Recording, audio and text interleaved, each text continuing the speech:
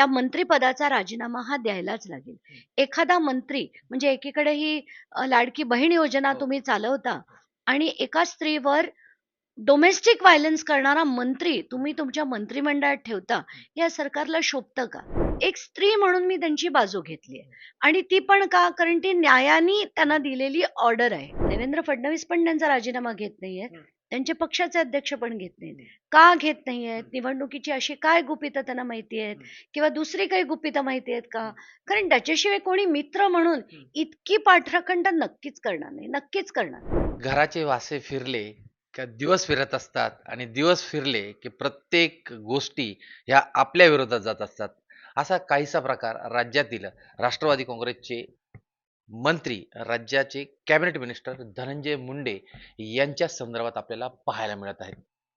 अ, प्रथमतः जर विचार केला तर संतोष देशमुख हत्या प्रकरणामध्ये त्यांच्या वाल्मिक कराड यांच्या संबंधासोबत आलेला त्यांची चर्चेमध्ये आलेले त्यानंतर कृषी घोटाळ्यामध्ये त्यांचं नाव येतंय आणि त्या संदर्भात सामाजिक कार्यकर्ते अंजली दमानी यांनी पुरावे देऊन त्यांच्यावरती त्यांना मंत्रिपदाचा राजीनामा द्यावा अशा पद्धतीने त्यांनी मागणी लावून धरली आणि आजचा दिवस त्यांच्यासाठी खूपच महत्त्वाचा म्हणता येईल. कारण की आज जर बघितलं त्यांना करुणा शर्मा मुंडे यांनी जी न्यायालयात कौटुंबिक न्यायालयात त्यांनी एक केस दाखल केली होती. त्या संदर्भात एक निकाल आलेला आहे आणि त्यांना ₹2,00,000 हा मेंटेनन्स खर्च देण्यात यावा, अशा पद्धतीचे निर्देश धनंजय मुंडे यांना दिलेले आहेत. नेमका हे निर्देश नेमके काय आहे? यावरती खूप चर्चा रंगू राहिल्या राज्यामध्ये. कोणी म्हणतं ही पोटगी आहे किंवा वकिली भाषेत त्याला वेगवेगळे पोटगी म्हटलं जातं. मात्र ॲक्चुअल काय आहे? ही माहिती जाणून घेण्यासाठी आपण म्हणजे त्यातले ते अभ्यासक नाही, मात्र त्यांना प्रत्येक गोष्टीची जाण आहे, अशा सामाजिक कार्यकर्त्या अंजली ताई आपल्यासोबत आहे. ताई नेमक्या ह्या ह्या म्हणजे पोटगी या शब्दावरती आणि मेंटेनन्स यामध्ये काय म्हणजे गफलत होऊ राहिली? कसं आहे की अॅलिमनी कधी दिली जाते की एखादी डिव्होर्स केस असेल आणि डिव्होर्स केसमध्ये अॅलिमनी दिली जाते एकदा डिव्होर्स झाल्यानंतर. हं. पण आत्ताच्या घटकेला ही डिव्होर्स केस नाहीच आहे. अच्छा. त्यांनी त्यांच्या विरुद्ध जी फाईट केली आहे हं. ती protection of women from domestic violence act 2005 हं. याच्या अंतर्गत ती केस त्यांनी दाखल केली आहे. हं. आणि अशी जर केस असेल हं. तर त्याच्यात फक्त कारण त्या त्यांच्या पत्नी आहेत हं. असं गृहीत धरून हं. त्यांना मेंटेनन्स दिलं जातं. हं. म्हणून तो शब्द जो आहे तो हं. ॲलिमनी नसून मेंटेनन्स आहे. अच्छा. तर याच्यावरची जी गफलत आहे त्याचं खरं काही कारणच नाहीये, कारण ही काही डिव्होर्स केसच नाहीये. हां. कारण की त्यांच्या वकिलाकडनं हे क्लेरिफिकेशन दिलं जात आहे, की असं कोणत्याही प्रकारचा हिंसाचार या संदर्भात हा म्हणजे निकाल दिलेला नाही. ही अंतरिम जो निकाल दिला असं त्यांनी म्हणता येईल. याच्या विरोधात ते म्हणजे पुढच्या न्यायालयात देखील दाद थोपवू शकतात. अशा पद्धतीने एकंदरीत वातावरण निर्मिती होऊ राहिले. नाही कसं आहे, की पहिलं जे बाहेर आलं त्यांच्या ज्या वकिलांनी एक प्रेस स्टेटमेंट जे दिलंय, हां. त्या प्रेस स्टेटमेंटमध्ये तर सरळ-सरळ असं लिहिलंय, की डोमेस्टिक व्हायलन्स बद्दल काहीच कोर्ट म्हणालं नाहीये. हां. मग त्याच्यानंतर मी ऑर्डर वाचून दाखवली. हं. मग त्यानंतर त्यांचे जे दुसरे मोठे वकील होते, हं. ते बाहेर येऊन म्हणतात, की ही इंटरिम ऑर्डर आहे. हं. तर बिलकुल इंटरिम ऑर्डर आहे आणि सगळेच ते म्हणतायत. पण त्याच्या फाइंडिंग्जमध्ये सरळ-सरळ लिहिलेलं आहे, की प्रायमा फेसी डोमेस्टिक व्हायलन्स झालाय की नाही, तर पार्टली येस असं कोर्टाने दिलंय. ते काही मी दिलेलं नाहीये आणि मला त्यात इंटरेस्टही नाहीये. कारण मला करायचं काय आहे? तर त्यांचे आयुष्यात ते काय करतात, त्यांच्या पत्नी काय करतात, त्यांना जर चालत असेल तर अनेक गोष्टी होतात. मला त्याच्यात बिलकुल पडायचं नाहीये. What I am saying is I am stating only facts आणि from the court order. That's about. हां. हा विषय घेण्याचा उद्देश असा होता. म्हणजे तुम्ही म्हटल्याप्रमाणे दुसऱ्याच्या कुटुंबात आपण बोलणं चुकीचं आहे. मात्र ज्या प्रकारे साधारणतः कोर्टचा जर आपण बघितलं निर्णय हा माझ्या माहितीप्रमाणे 4 तारखेचा आहे. त्यानंतर आज तो बाहेर आला. तुम्ही ट्वीट केल्यानंतर ही चर्चा सुरू झाली. इथं यावेळेपर्यंत माध्यमांना माहीत देखील नव्हतं. म्हणजे हे सुद्धा एक चर्चेचा विषय ठरला हा. नाही, नाही. बिलकुल. कारण काल रात्री मला जेव्हा एकांकडनं फोन आलेला आणि त्यांनी मला ती ऑर्डर पाठवली, तर माझं माझं कसं आहे ना, मला आधी करुणा शर्मा यांनी पण शर्मा नाही मुंडे, त्यांनी मला आधीच पण संपर्क केला होता. बरेच आय थिंक 2 महिन्यापूर्वी. पण माझं स्पष्ट मत होतं, की मला त्याच्यात पडायचं नाही. कारण ते त्यांचं खरं काय, खोटं काय मला नाही माहिती आणि माझ्यासारख्याने त्याच्यात पडू पण नाही. म्हणून मी काहीच बोलले नव्हते. आत्ताच्या घटकेला जी आली आहे, ती कोर्ट ऑर्डर आली आहे. आणि त्यांची जी फाईट होती ती खरी होती, असं कोर्टाला डायरेक्शन्स कोर्टाने फाइंडिंग्जमध्ये नोट केल्यानंतर, ऑर्डरमध्ये नोट केल्यानंतर, एक स्त्री म्हणून मी त्यांची बाजू घेतली आहे. आणि ती पण का? कारण ती न्यायाने त्यांना दिलेली ऑर्डर आहे.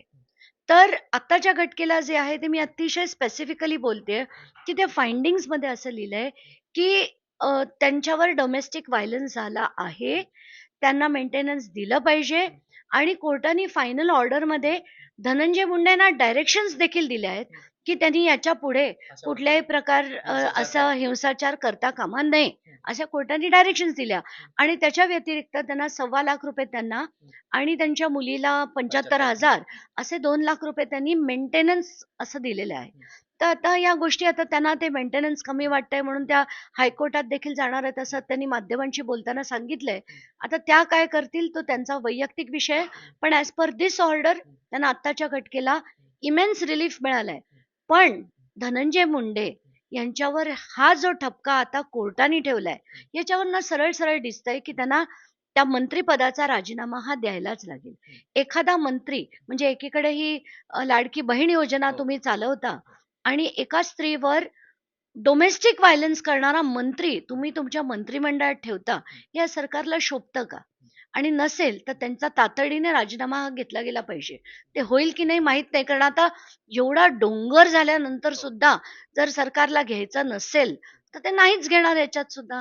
पण मग आपल्याकडे कोर्टात लढण्याशिवाय दुसरा मार्ग नाही. अ, कृषी घोटाळा तुम्ही काढला.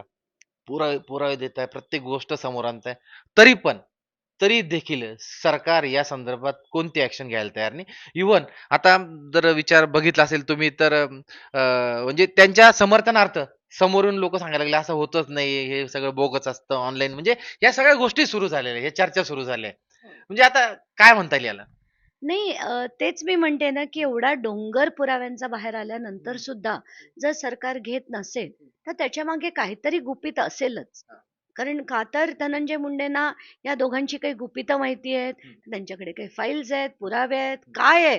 कारण नाही तर काही कारणच नाहीये. या दोघांना राजीनामा न घेण्याचं काहीच कारण नाहीये. आता तर फॅक्ट्स, फिगर्स सगळे बाहेर आलेत. अजून जरी घेतलं नाही, तरी माझ्याकडे काही त्याचं उत्तरच नाहीये. कारण अ, इतके जर ते मित्र असल्यामुळे जर त्यांना वाचवलं जात असेल, तर हे मुख्यमंत्री म्हणून त्या पदावर राहायच्या योग्यतेचे आहेत की नाही मला हाच प्रश्न पडलाय आता. ताई तुम्ही म्हणालात त्यांच्याकडे फाइल्स वगैरे काही पुरावा आहे का? त्याच्यामुळे ते धनंजय मुंडेंचा राजीनामा घेऊ शकत नाही. नेमकं हा तुमचा म्हणजे दिशादर्शक नेमकं तुमचा कोणाकडे? नाही दोघांकडेही आहे. कारण मला असं वाटतं की म्हणजे देवेंद्र मुख्यमंत्री फडणवीस पण देवेंद्र फडणवीस बिलकुल देवेंद्र फडणवीस पण त्यांचा राजीनामा घेत नाहीयेत. त्यांचे पक्षाचे अध्यक्ष पण घेत नाहीत. का घेत नाहीयेत? निवडणुकीची अशी काय गुपितं त्यांना माहिती आहेत? किंवा दुसरी काही गुपितं माहिती आहेत का? कारण त्याच्याशिवाय कोणी मित्र म्हणून इतकी पाठराखण तर नक्कीच करणार नाही. नक्कीच करणार नाही. अच्छा. काल तुम्ही परत एक ट्वीट केलं, ज्यावेळेस धनंजय मुंडेंची आता डोळ्यावरची शस्त्रक्रिया केली. आपण सांगू शकतो हॉस्पिटलमध्ये गेल्यानंतर त्या संदर्भात आपण बोलणं काही गोष्टी चुकीच्या. मात्र तुम्ही तरी देखील एक ट्वीट केलं. ते ट्वीट असं होतं, की तात्याराम लहान्यांचा फोटो असं एक ट्वीट केलं गेलं होतं. नाही म्हणजे ते हां, मी ते म्हणजे ट्वीट खूप नाही केलं. हां, मी हां. त्यांनी ट्वीट त्यांच्या केलं होतं. ट्वीटवर मी तुमचं त्यांना रिट्वीट केलं होतं तुम्ही. हां, हां, नाही, नाही.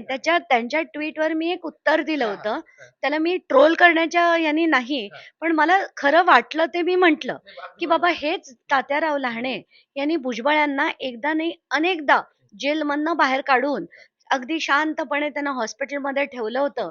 त्याच्याविरुद्ध मी जेव्हा एक केस लढले होते कंटेम्प्ट पिटिशन आणि he was found guilty of contempt असं सेशन्स कोर्टची ऑर्डर देखील आल्यानंतर मग भुजबळांना परत जेलमध्ये त्यांची रवानगी झाली. आता हेच लहाने पुन्हा आता धनंजय मुंडेंच्या पाठीशी उभे राहतायत आणि काल मुख्यमंत्री तिथे जाणार होते आणि ते स्टेजवर दिसणार नव्हते. मग कुठेतरी त्यांना ते हॉस्पिटलचं म्हणजे ते ऑपरेशन आठवलं. का काय त्याचा ड्रामा आहे मला माहीत नाही. पण काय करताय तुम्ही आज? म्हणजे त्याच तात्याराव राणेंचा तुम्ही पुन्हा राजकीय याच्यासाठी उपयोग करून घेताय. जाऊ म्हणजे दे, नको बोलायला म्हणजे आपलं परत काही. लहान आहे म्हणजे परत म्हणजे ते परत तिथं येऊन फिरलंच परत ते चक्र तिथं झालं. अनफॉर्च्युनेटली फिरतंय आणि तसंच परत-परत होताना दिसतंय. म्हणूनच तर कधी-कधी प्रश्न पडतो लढू की नको लढू? कारण याचा अंतच कुठे येताना दिसत नाहीये. अच्छा. अ, खरं तर आता ज्या पद्धतीने आता राज्यामध्ये आता धनंजय मुंडे राजीनामा देणार की नाही याकडे सगळ्यांचं लक्ष लागलंय. राजकीय वेगवेगळ्या चर्चा बी सुरू आहे. मात्र ज्या पद्धतीने करुणा शर्मा मुंडे यांच्या न्यायालयाने त्यांच्या बाजूने एक निर्णय दिलेला आहे.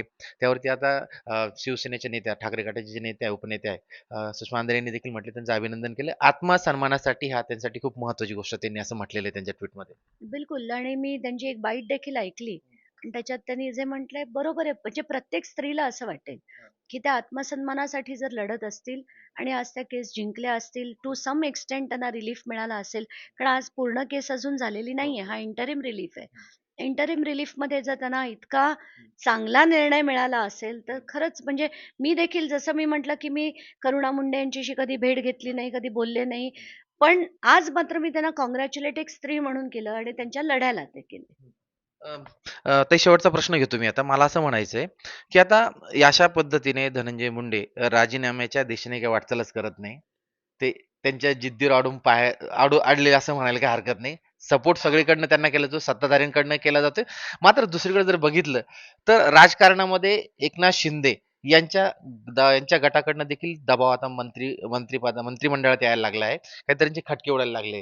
म्हणजे एकंदरीत तुम्हाला शिंदे गटाच्या मंत्र्यांकडनं काही संपर्क झाला, की तुम्ही जे करताय ते योग्य दिशेने पाऊल असं काही झालं फोन वगैरे? नाही, नाही, नाही. आत्तापर्यंत असं कोणाचे फोन बिन काही आले नाही आणि असे फोन मी कधी घेत पण नाही. हां.